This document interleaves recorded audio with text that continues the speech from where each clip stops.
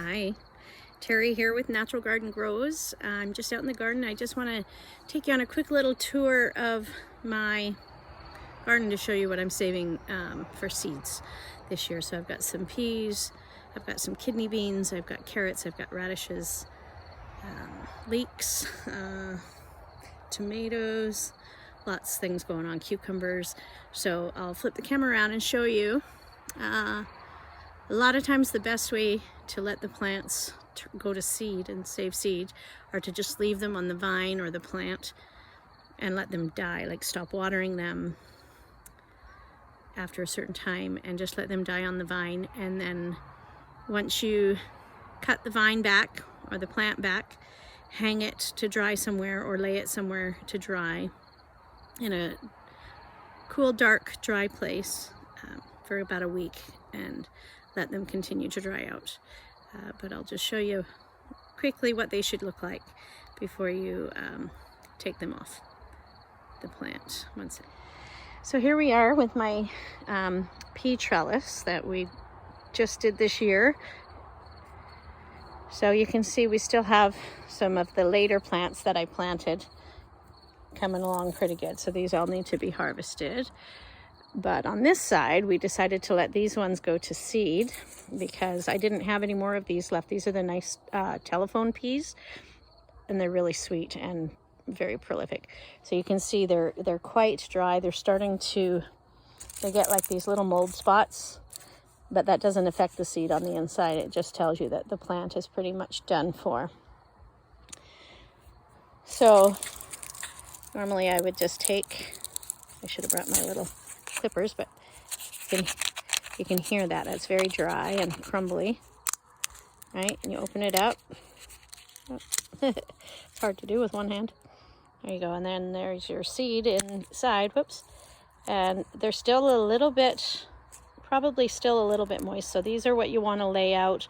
You can shuck your peas and lay them out in a dish or on a paper plate or in a jar somewhere without the lid on it, just to continue drying for another week or so. And then you can pack them up and save them till next year. Don't forget to date and label your jars. So that's for sweet peas. Now over here, I planted 70 kidney bean plants, 72 or something like that. I followed the square foot gardening method, so there was like 9 seeds per square foot. Anyways, these are starting to dry out now, so I probably last week I turned off the sprinkling system for these guys so they can just dry out. But it's much the same as the peas. You can see some of the plants, like this one here. Let's see. Yeah, this one here can probably be, well, this one for sure can be pulled out. Okay, I'll just pull the whole plant out. And what I've been doing is just hanging this in my mudroom as is. That one's a little bit, I probably shouldn't have, I'll just hang that there. I probably shouldn't have picked that one because as you can still see, it's still soft and pliable. It's not crinkly at all. So here's one. Like the peas. It's crinkly. It's actually starting to split on its own. And there you go. Inside are the kidney beans. So those are, you can save those for planting, but those are actually your kidney beans for eating as well. So they're just drying beans, right? So you soak them as you would normal any drying bean that you buy in the store. They're ready to go right now. But for drying for planting next year, you want to let them dry again somewhere separate out of the pod or in the pod, doesn't matter, but let them dry for another week off the vine out of the dirt till they're completely moisture free and they won't mold up in your envelopes or your packaging. So that's kidney beans. Now on to the leeks. All right, so these, I let 2 leeks go to seed this year.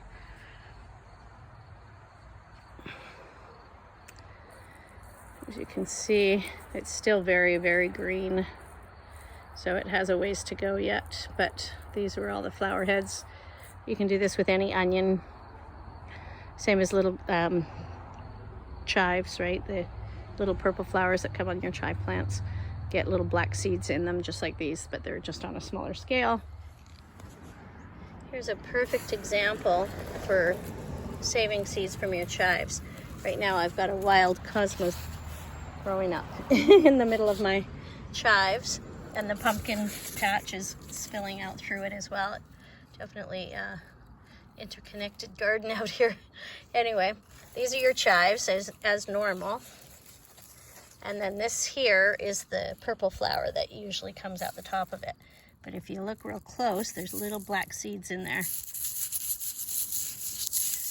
And you can either let them just drop on the ground, or you can do that in your hand, or a Ziploc bag or envelope, or just pull the whole thing out and take it inside and deal with it, which is what I'm going to do.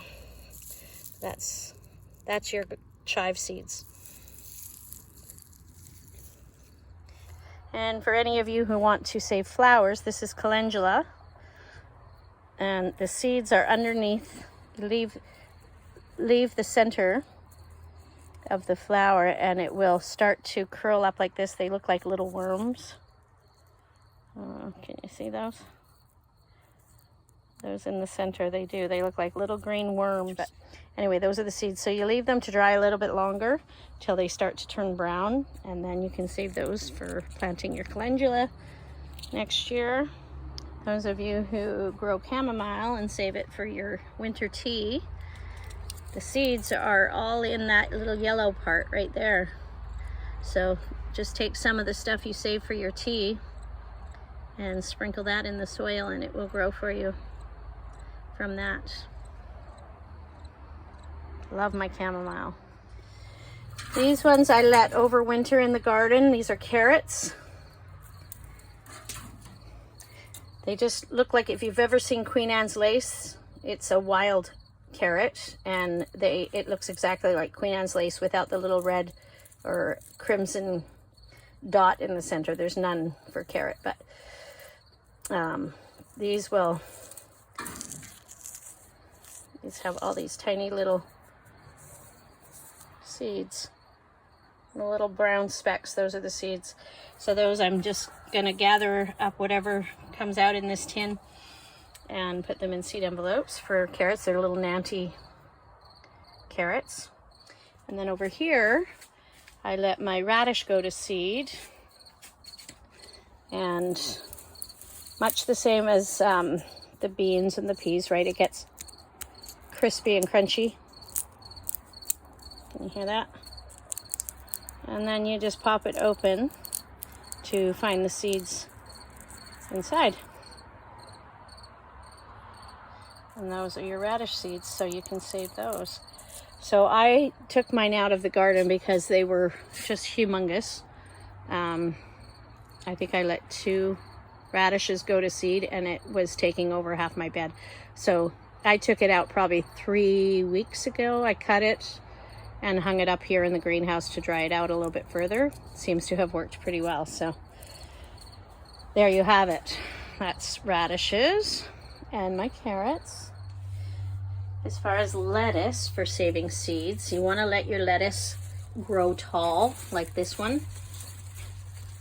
It won't be small and compact anymore like lettuce should be. It'll start shooting up, and in the center it will put up flowers, which is where you will get the seeds. They will look like they're very light and fluffy, much like a dandelion flower seed. They get real fluffy, but that's how you get that. So that one's not quite ready. I don't have any lettuce that is ready right now to show you, but this one will be coming probably in a couple of weeks. Now here is my cucumber, and we've had so many cucumbers off this plant. Oh, there's the big one there. So this is a green finger cucumber, much like a long English cucumber, but I've decided to leave this one on here. You can see how big it's getting. I'm going to leave it on. The bigger you leave it, the better the seeds that you can harvest. then you basically just cut it in half this way and scoop out the seeds with a spoon. And I'll post another video once I've done that.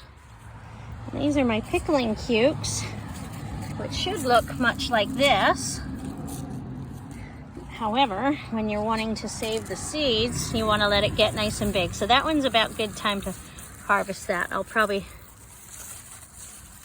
maybe I'll wait till tomorrow. I'll harvest that one tomorrow and I'll show you how it works. I'll slice it down the center and hollow out the seeds to save them. There's another one there that I left go so I could save the seeds from that as well. So there you have it. That's what's going on in my garden right now. What are you saving? What seeds are you saving in your garden? Let me know in the comments below. And if you have any seed saving tips for the rest of us.